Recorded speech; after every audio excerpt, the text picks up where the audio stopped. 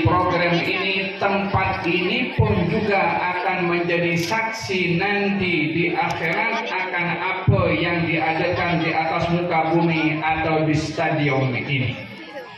Kalau di dalam Al-Quranul Karim Allah Subhanahu wa ta'ala berfirman, "Idza zulzilatil ardu zilzalaha wa akhrajatil ardu athqalaha wa qala al-insanu ma laha yawma idzin tuhaddithu akhbaraha."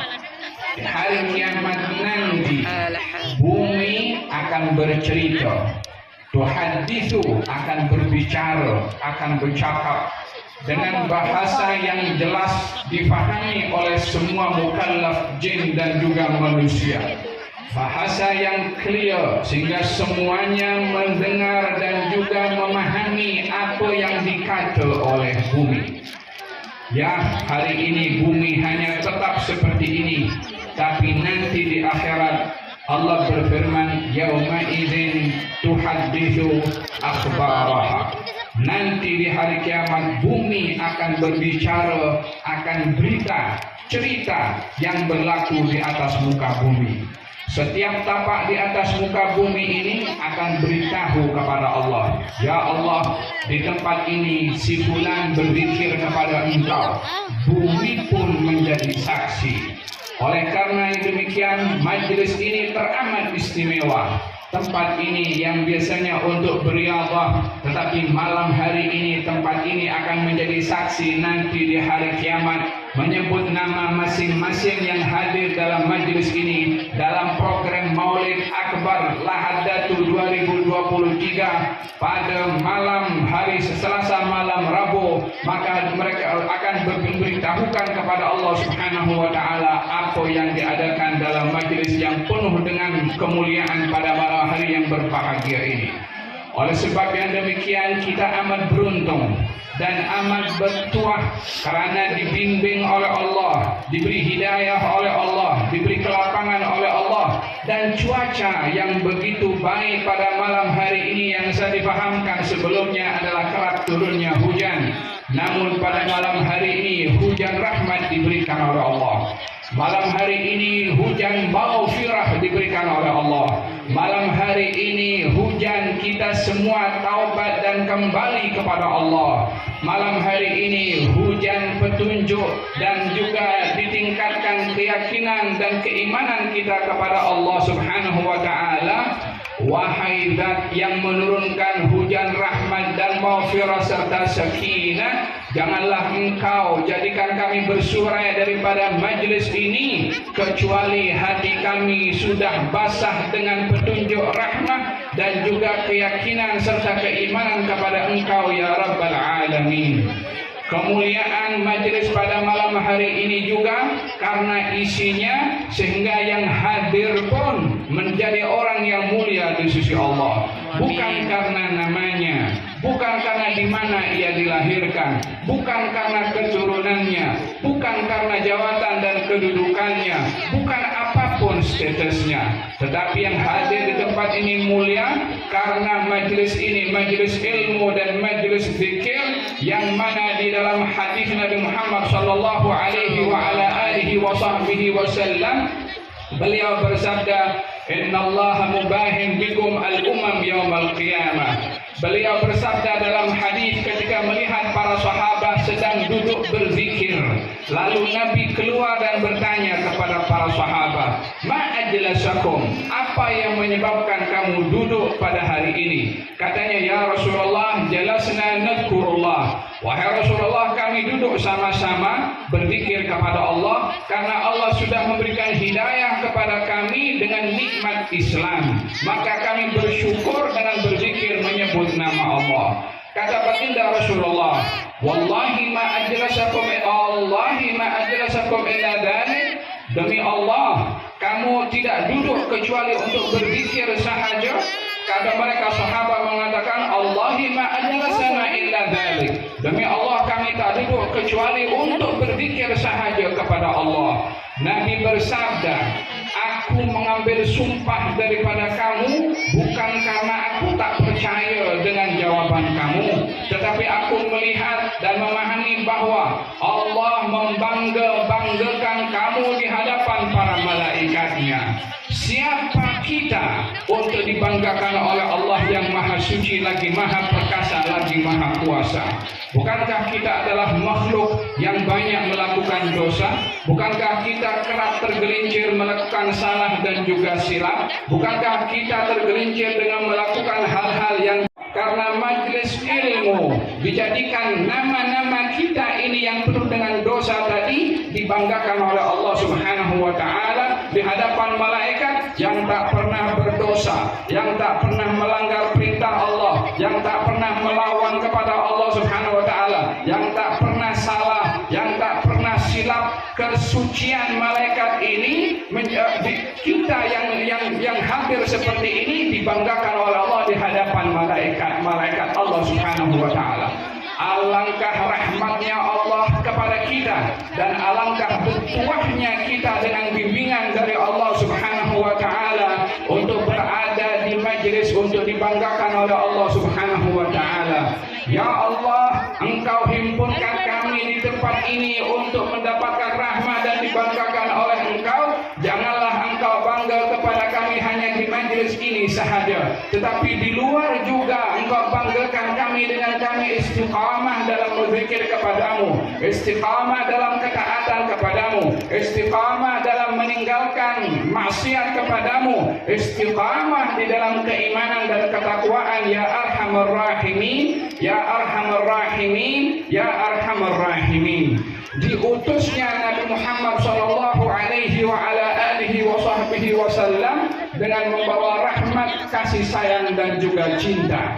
Allah Subhanahu wa taala berfirman, "Wa ma arsalnaka illa rahmatan lil alamin." Kami tidak mengutusmu wahai Rasulullah Muhammad kecuali membawa rahmat kepada seluruh alam.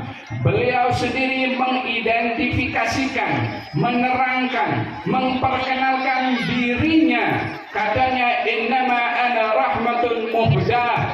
Sesungguhnya saya ini adalah rahmat yang dihadiahkan oleh Allah Subhanahu wa taala.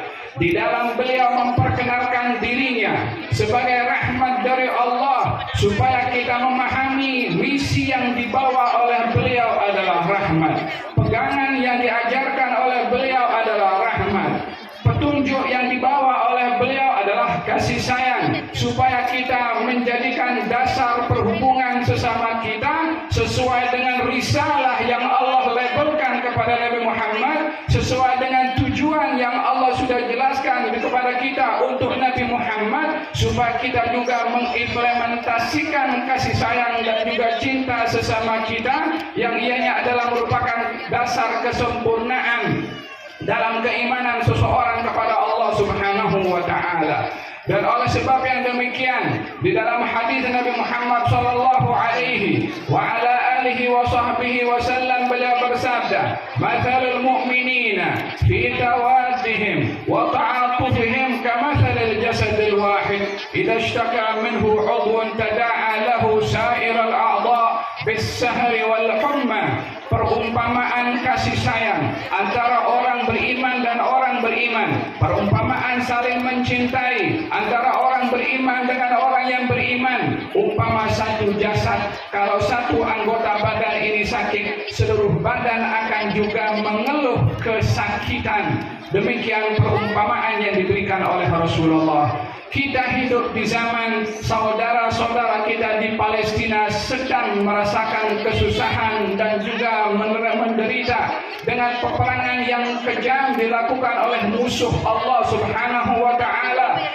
Kewajiban kepada kita sebagai seorang beriman yang disabdakan oleh Nabi bahwasanya mereka umpama satu jasad, kalau satu sakit seluruh badan sakit. Mereka menderita, kita pun juga mesti merasakan penderitaan. Hanya seseorang itu tidaklah hanya merasai penderitaan, melainkan berpikir bagaimana menanggulangi atau menghadapi ataupun mencari solusi daripada penderitaan itu. Baik itu dengan cara kita membantu, atau dengan cara kita berdoa, atau dengan cara kita berhenti daripada mengikuti cara dan gaya hidup orang-orang yang sedang menindas saudara-saudara kita, yang sedang memerangi kepada saudara-saudara kita. Tindakan solidariti kepada saudara-saudara kita yang beriman di Palestina adalah dengan kita mendoakan kepada Allah agar supaya Allah berikan kejayaan kepada mereka, dan kita juga bertindak agar supaya kita menentang segala upaya propaganda daripada musuh-musuh yang menindas kepada saudara-saudara kita, budaya mereka, cara tutur kata mereka, cara pakaian mereka, cara berpikir mereka. Ini yang mesti kita tolak. Itu juga bahagian daripada solidariti kepada saudara-saudara kita yang ditindas oleh musuh-musuh Allah, yang kita berdoa kepada Allah di majelis yang penuh dengan barakah ini, dengan dihadiri sekian ramai malaikat yang mata kita tidak melihat namun hati kita yakin, karena yang memberitahukan kehadiran malaikat pada majelis seperti ini adalah Nabi Muhammad sallallahu alaihi wa ala alihi wa sahbihi wasallam. Inna lillahi malaikatan sayyarina fil ardh. Allah menciptakan malaikat yang berkeliling di atas muka bumi ini. Bila melihat majlis ilmu, bila melihat majlis zikir, maka mereka memanggil satu dengan yang lain, halumu ila buryatikum. Mari kita datang kepada tujuan yang sedang kita cari. Malaikat daripada langit yang beribadah kepada Allah, yang berada di tempat yang mulia, berada di tempat yang suci, dekat dengan Allah, mencari majlis-majlis yang kita hadiri seperti ini di atas muka bumi ini, karena ingin mendapatkan apa yang Allah berikan pada majlis seperti ini. Malaikat turun, malaikat cari, apatah lagi kita yang ada di atas muka bumi ini yang lebih memerlukan kepada pemberian yang diberikan oleh Allah Subhanahu wa ta'ala. Kata malaikat, mari kita datang, dan mereka mengelilingi majlis satu demi satu berhalaqah sampai setinggi langit yang kita tidak nampak dengan mata, tapi kita percaya karena yang memberitahukan kepada kita adalah Nabi Muhammad sallallahu alaihi wa ala alihi wa sahbihi wasallam. Setelah majlis ini bersurai, malaikat pun akan pergi juga bersurai dan akan pergi ke langit melaporkan kepada Allah Subhanahu wa taala apa yang berlaku dalam majlis itu. Lalu kemudian malaikat mengatakan kepada malaikat, "Ishhadu ya malaikati anni qad ghafartu lahum." Wahai malaikat, jadilah kamu saksi, mereka yang hadir dalam majlis itu aku ampunkan dosanya semua. Kata malaikat mengatakan, "Ya Rabb, yang hadir dalam majlis itu ada orang banyak dosa. Hadir bukan tujuan untuk majlis. Mungkin tengok ramai-ramai dia pun hadir juga. Adakah dia juga diampunkan?" Allah berfirman, "Humul qaumul ladzi la yashqa bihim jalisuhum." Dia pun juga aku ampunkan, karena dia duduk dengan orang-orang yang aku ampunkan, dia pun dapat ampunan juga. Kata Allah Subhanahu wa ta'ala, kalau orang yang datang saja nak tengok juga dapat ampun, apatah lagi yang datang dengan sungguh-sungguh, dengan niat yang betul, dengan kejujuran untuk menghadiri, tentunya pemberian akan berbeza dari Allah Subhanahu wa ta'ala. Hadirin hadirat yang dirahmati oleh Allah, di dalam Nabi memperkenalkan tentang identiti beliau dan misi yang dibawa oleh beliau, yaitu konsep rahmah. Nabi sallallahu alaihi wa ala alihi wa sahbihi wasallam mengajak kepada umatnya untuk kita berpegang kepada konsep rahmah, sehingga dikatakan ar-rahimuna yarhamuhumur rahman irhamu man fil ardi yarhamkum man fis sama. Orang-orang yang mengasihi akan dikasihi oleh yang maha pengasih. Kasihi semua yang ada di bumi, maka akan mengasihi kepada kamu semua yang ada di langit. Konsep rahmah ada hubungan antara kita di bumi dengan makhluk yang ada di langit, yaitu daripada kalangan para malaikat. Maka dalam hadis ini, orang yang paling banyak mendapat perhatian daripada Allah adalah orang yang banyak mengasihi dan mengasihani kepada makhluknya Allah. Orang yang banyak mendapat perhatian daripada malaikat-malaikatnya Allah adalah orang yang banyak memberi perhatian kepada makhluk-makhluknya Allah yang ada di atas muka bumi. Malaikat yang ada di langit sibuk untuk mengasihi kepada orang itu yang ada di bumi bila punya sifat belas kasihan kepada yang lainnya. Tidak hanya konsep kasih mengasihi dan cinta mencintai terhadap kepada manusia sahaja, hatta kepada binatang pun juga. Ianya adalah makhluk Allah yang berhak untuk menerima perhatian dan juga kasih sayang. Bukankah di dalam hadis Nabi Muhammad sallallahu alaihi wa ala alihi wa sahbihi wasallam beliau bersabda, innallaha katabal ihsana ala kulli syai'. فإذا ذبحتم فأحسنوا الذبحة فإذا قتلتم فأحسنوا القتلة وليحد أحدكم شفرته وليرح ذبيحته. Allah mewajibkan kepada kamu berbuat ihsan, rahmah kepada semua, kepada segala sesuatu.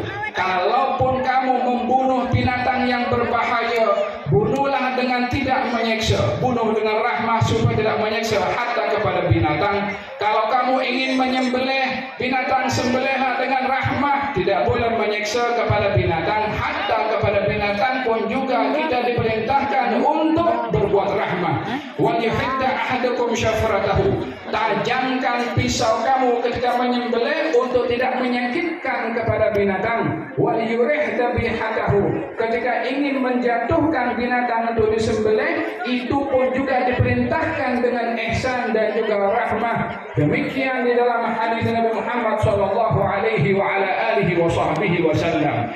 Bukankah juga di dalam hadis dijelaskan bagaimana baginda Rasulullah sallallahu alaihi wa ala alihi wa sahbihi wasallam menjelaskan tentang seorang yang berbuat ihsan dan rahmah kepada seekor anjing yang kehausan, walaupun orang itu banyak berbuat dosa, diampunkan oleh Allah karena kasih sayangnya kepada anjing yang haus. Diberi minum oleh seorang perempuan yang pekerjaannya itu melakukan dosa-dosa besar. Saat menjumpai perigi, beliau mengambil air untuk diminum, didapati seekor anjing yang mengeluarkan lidahnya yang kehausan. Beliau turun balik mengambil air dengan kasurnya dan digigit kasur itu untuk dia panjat perigi sampai ke atas, diminumkan kepada anjing air tersebut.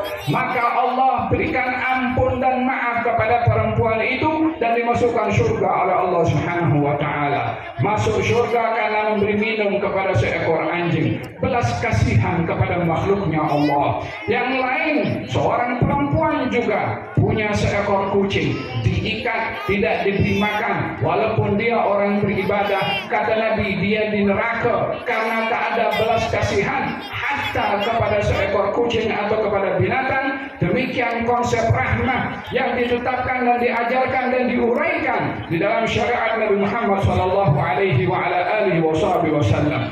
Bila kita ingin melihat sebab konsep rahmah, terjemahan dan contoh yang paling besar ada kepada baginda Rasulullah sallallahu alaihi wa ala alihi wasallam, di mana beliau yang memperkenalkan dirinya, saya ini rahmat yang dihadiahkan oleh Allah. Kita dijelaskan oleh para ulama dalam kitab-kitab hadis, dalam kitab-kitab sirah, bagaimana rahmat Nabi Muhammad sallallahu alaihi wa ala alihi wasallam baik kepada umatnya, kepada sahabatnya, kepada orang yang beriman, hatta kepada orang yang tidak beriman pun juga. Nabi juga menunjukkan dan memberikan contoh bagaimana kasih sayang dan cinta itu kepada orang beriman dan juga kepada orang-orang yang tidak beriman, untuk mengharapkan mereka beriman kepada Allah Subhanahu wa ta'ala. Oleh sebab itu diceritakan di dalam hadis baginda Rasulullah sallallahu alaihi wa ala alihi wa sahbihi wasallam, beliau yang memperjuangkan belas kasihan dan rahmah ini selama 23 tahun daripada perjuangan baginda Rasulullah, di mana pada 23 tahun ini menghadapi macam-macam cabaran, bermula daripada Mekah mendapati cabaran, di Madinah juga mendapati cabaran. Di Madinah berlalu kepada beliau selama 10 atau 11 tahun 27 kali peperangan yang dilalui oleh beliau demi untuk menyebarkan konsep rahmah dan belas kasihan. Bukan murah ini belas kasihan atau mudah dan ringan diucap. Untuk menyebarkan itu, baginda Rasulullah berjuang selama 23 tahun. Untuk mendedahkan kepada seluruh alam ini, supaya mencatat sejarah bahwasanya Islam tersebar dengan rahmah dan bukan dengan pedang. Adalah satu kesalahan besar bila dikatakan Islam tersebar dengan pedang. Karena daripada 23 tahun Nabi berdakwah, kewajiban jihad itu pada tahun kedua daripada hijrahnya Rasulullah, yakni ada masa 8 tahun dilalui oleh Nabi, dan pada masa 8 tahun itulah yang berlakunya jihad. Tapi sebelum itu Nabi SAW selama 15 tahun memperjuangkan rahmah dengan berdakwah dan juga dengan menyampaikan dan juga dengan husnul bayan, menerangkan dan juga pengajaran.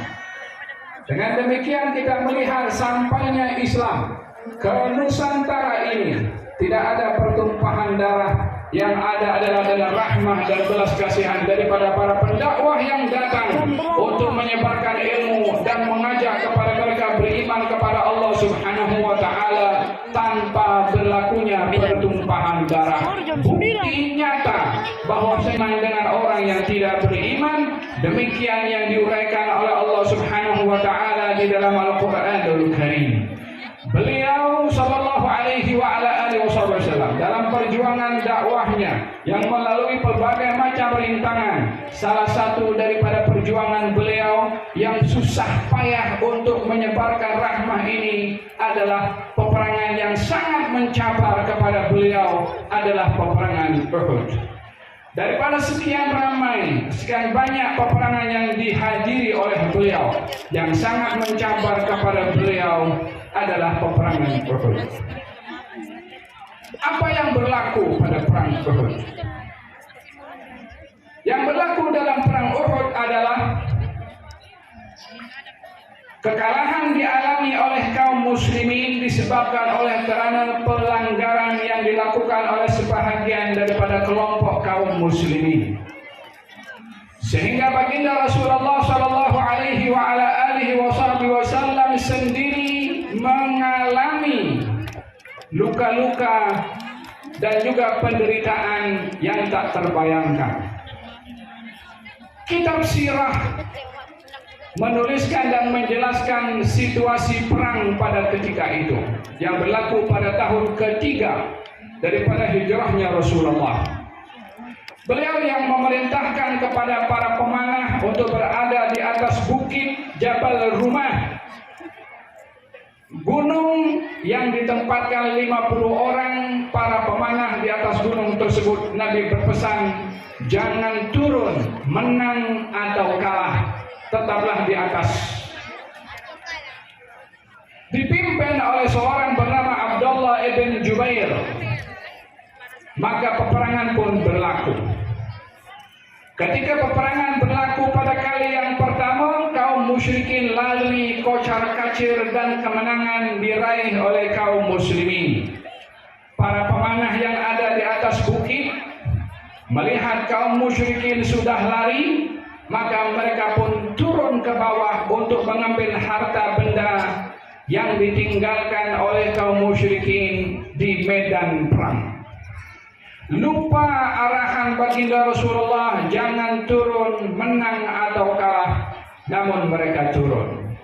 Akibat daripada pelanggaran yang berlaku, maka tentara musuh daripada kaum musyrikin yang melihat kawasan gunung yang ditempati oleh para pemanah itu kosong, maka mereka patah balik dan menaiki gunung para pemanah sementara para pemanah tadi turun ke bawah untuk merebut harta yang ditinggalkan oleh kaum musyrikin. Tanpa disedari, keadaan menjadi berbalik. Yang awalnya kaum muslimin dapat menghujani panah kepada kaum musyrikin karena mereka berada di atas, kali ini situasi terbalik. Kaum muslimin yang berada di bawah sedang mengambil harta, kaum musyrikin berada di atas bukit dan menghujani panah kepada kaum muslimin. Di situ keadaan menjadi kacau bilau. Menjadi tumpuan kepada kaum musyrikin untuk membunuh kepada Rasulullah SAW karena beliau adalah ketua. Bila berhasil dibentras ketua oleh beberapa orang, sehingga orang-orang itu menjadi benteng kepada Nabi dengan menjadikan tubuh badan mereka sebagai perisai menahan panah daripada hujanan panah kaum musyrikin yang menyerang kepada Rasulullah, sehingga tubuh badan kaum muslimin pada bahagian depan atau belakang dipenuhi dengan panah kaum musyrikin, yang panah-panah itu ditujukan kepada baginda Rasulullah. Baginda Rasulullah yang sedang berlari dan tersungkur berkali-kali. Talhah mengatakan kepada Rasulullah, "Wahai Rasulullah, jangan kamu angkat kepalamu, nanti musyrikin nampak dan mengarahkan panah mereka kepada engkau." Sambil menunduk baginda Rasulullah, mengelak daripada hujanan panah, tersungkur berkali-kali sehingga terkena beberapa senjata mengenai bibir Nabi Muhammad sehingga terpecah bibirnya, mengenai dahinya sehingga terluka dahinya, mengenai pelipisnya atau tulang pada pipinya sehingga luka juga pada wajahnya, mengenai kepada gigi geraham bahagian kanan bahagian bawah yang tercabut atau pecah karena terkena senjata tajam, sehingga gigi beliau pun juga patah dan juga terkeluar daripada tempatnya. Hadirin dan hadirat, ini darah orang yang paling mulia di langit dan di bumi. Ini darah orang yang berjuang untuk membawa rahmat kepada seluruh alam. Ini gigi seseorang yang telah menaiki alam semesta ke Sidratil Muntaha, melepasi langit 7 sehingga berjumpa dengan Allah. Ini darah orang yang datang kepada umatnya untuk menyelamatkan umatnya daripada azab api nerakanya Allah. Ini adalah darah orang yang datang berjuang untuk membela agama Allah dan ingin menyelamatkan orang yang memerangi beliau. Bukan sembarang orang. Ini adalah orang yang tangisannya menyebabkan Allah Subhanahu wa ta'ala menghantarkan malaikat untuk bertanya, "Kenapa engkau menangis wahai Rasulullah?" Tangisan bukan sembarang orang. Gerakan matanya dan juga wajahnya mendapat perhatian walaupun tanpa berbicara, dipenuhi permintaannya oleh Allah Subhanahu wa ta'ala. Super istimewa insan